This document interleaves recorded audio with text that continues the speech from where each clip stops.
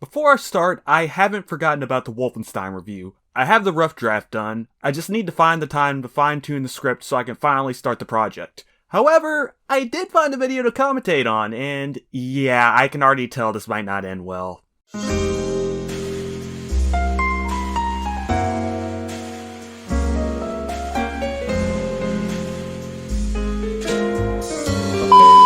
It's that time of the year again. It's time for me to release another commentary to remind everybody that I still occasionally make these.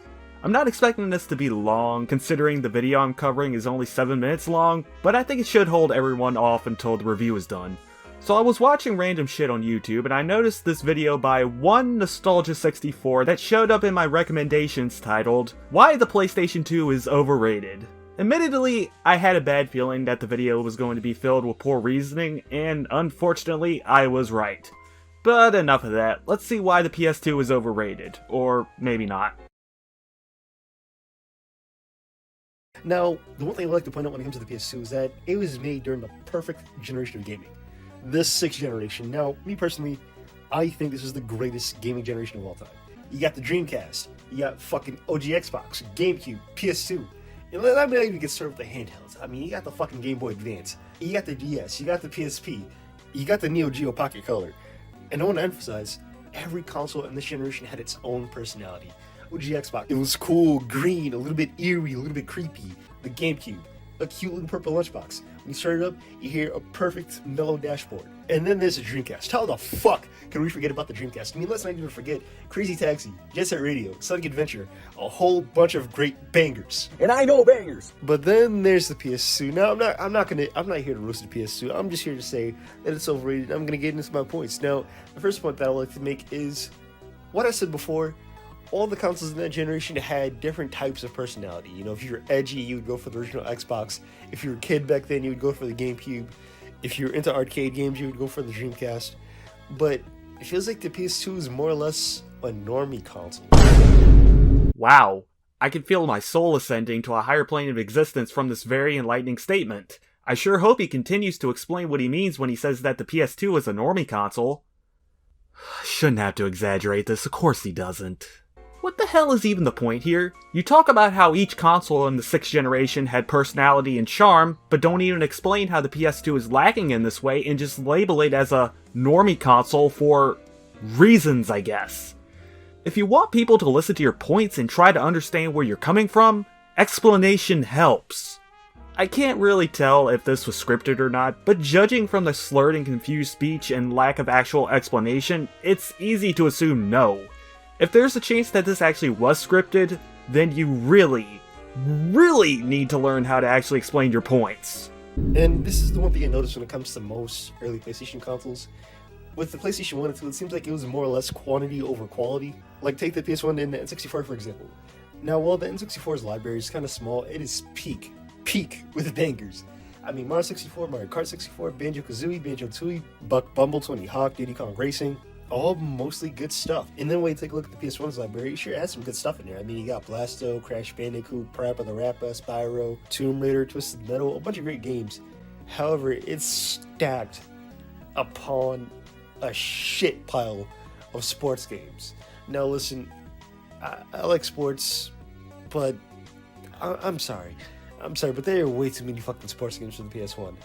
I mean, there's way too many to fucking count, but hopefully you understand what I'm saying. No, I really don't get what you're saying. Sports games exist on every platform and always have. They're popular and they're abundant, I understand that, but I don't see how that should derive your enjoyment from the PS1 specifically.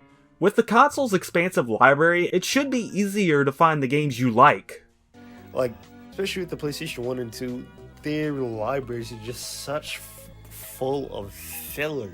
And not to say there's anything wrong with that. People like their filler. You know, if they like it, hey, do them. But for me, it kind of takes a lot. Like for me, if I buy a new console and if I'm invested in the console, I obviously want to get the bangers.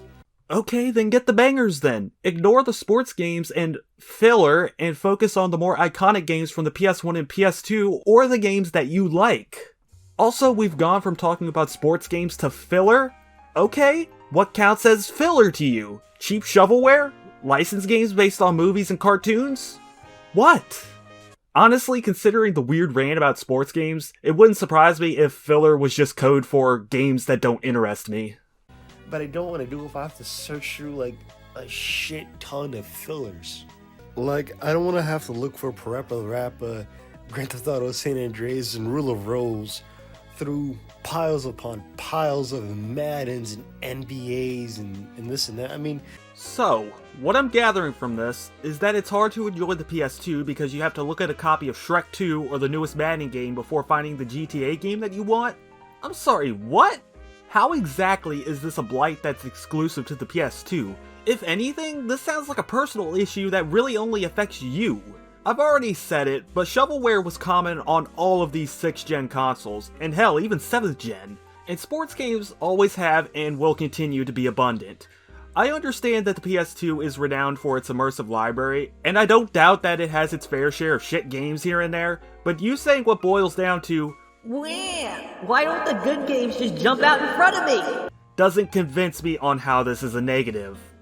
Hey everyone, this is something I thought about after I finished the rough draft of the script, so I'm going to put it as its own segment, as it's not strictly a point against this guy, but it's an observation I noticed when looking at the dude's channel, and I have a suspicion it may be why he came to the conclusion above.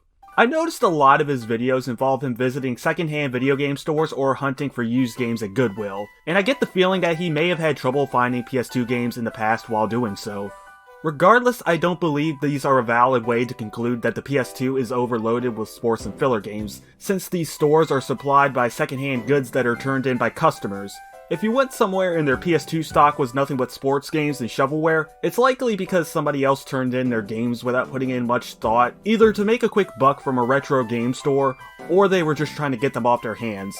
TLDR, it's not the PS2's fault, it's likely the places you choose to buy your games from that might be having issues. And that's all I have. Back to your regularly scheduled programming. my second point with the PS2 being overrated is its power. I think it is way too overhyped.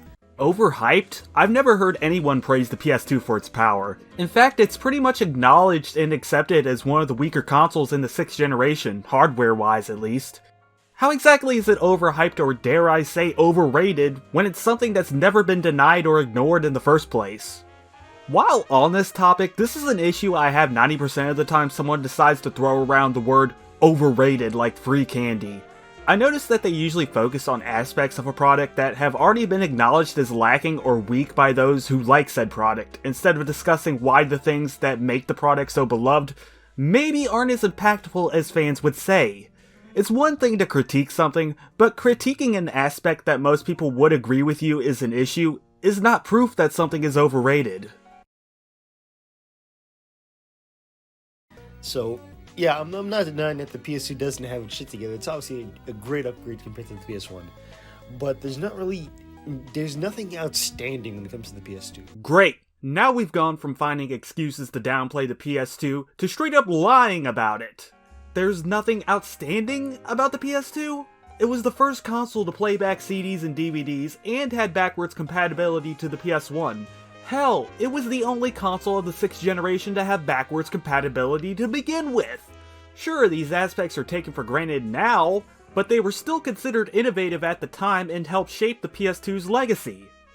I mean, yeah, sure, it had online, but you have to get an adapter for that. With the original Xbox was kind of built in.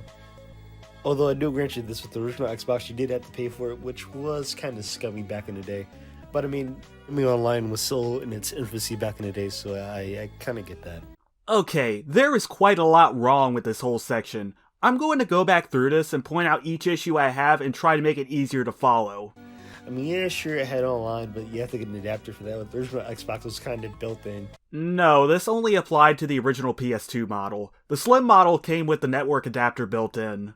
Although I do grant you this, with the original Xbox, you did have to pay for it, which was kind of scummy back in the day. So what I get from this is that both online services had their advantages and shortcomings. So why is the PS2 shortcomings being brought up as a reason that it's overrated?